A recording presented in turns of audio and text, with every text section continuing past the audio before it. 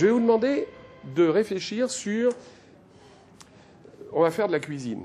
Alors, recette de cuisine, qu'est-ce qu'il faut pour faire un clafoutis, des œufs, des trucs, des machins? Qu'est-ce qu'il faut pour faire un roman? On fait un tour rapide, hein? Allez-y. Une histoire, une intrigue, des personnages bien caractérisés avec des objectifs et des résolutions, des conflits. Une intrigue, une histoire, un rebondissement, un style. Donc une histoire, peut-être une question, une interrogation. D'accord. Et aussi, je prends des lieux. Oui. Les places, des descriptions. D'accord. On continue? Des personnages en chair et en os et des évidences invisibles. Le grand théoricien de cela, c'est Proust parlant de Flaubert. Proust disait de l'éducation sentimentale en particulier et de l'écriture de Flaubert en général, ce qu'il y a de beau dans l'éducation sentimentale, ce n'est pas ce qui est écrit, ce sont les silences. Ce qui compte dans la littérature, ce n'est pas seulement les noirs, mais c'est les blancs, c'est les trous dans le texte. Et que ce que vous appelez les évidences invisibles, c'est ça qui, à la limite, soutient le texte.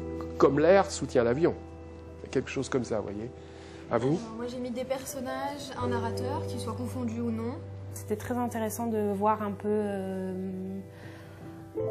les choses qui semblaient essentielles, en tout cas, aux autres participants. Une intrigue, une histoire ou au moins une mise en situation de ces personnages. Des personnages qui nous donnent des émotions, des personnages qu'on aime.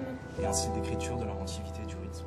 Alors, ce qui revient dans tout ce que vous avez dit, histoire, c'est... Alors, personnage, je crois que tout le monde l'a cité. Je crois que ce qui revient aussi, c'est style. Ce qui revient, pas systématiquement, mais assez souvent, c'est... Alors, bizarrement, temps, beaucoup. Espace, pas trop. Marrant. Le premier but, c'était déjà de mutualiser toutes les informations pour que tout le monde se dise « Ah ouais, c'est pas bête, oui, il faut un lieu aussi, il faut un lieu. » Il y a beaucoup de romans qui ne fonctionnent que parce qu'il y a un lieu. Deuxièmement, je crois que le deuxième intérêt de ça, c'était de permettre à chacun justement de débloquer un truc en disant « Ah oui, mais ça, j'y avais pas pensé, mais peut-être que là où je suis bloqué, parce que tous ont un roman en cours, hein. » Donc c'était aussi leur donner la possibilité d'ouvrir un peu la fenêtre par rapport à leur création.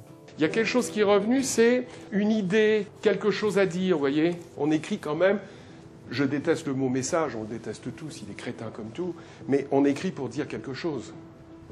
On écrit pour dire la douleur, on écrit pour dire le bonheur, on écrit pour dire que l'amour c'est formidable, on écrit pour dire que la mort c'est horrible, mais que s'il n'y avait pas la mort, la vie n'aurait pas de sens. On écrit forcément pour dire quelque chose, même si c'est un peu banal, même si on le sait, mais bon, il faut de temps en temps en reparler de ces choses-là, sinon on s'en sort pas, sinon on va faire ses courses et puis on regarde la télé et puis on éteint la lumière, vous voyez. Donc la littérature c'est ça aussi, c'est faire rêver et puis c'est faire...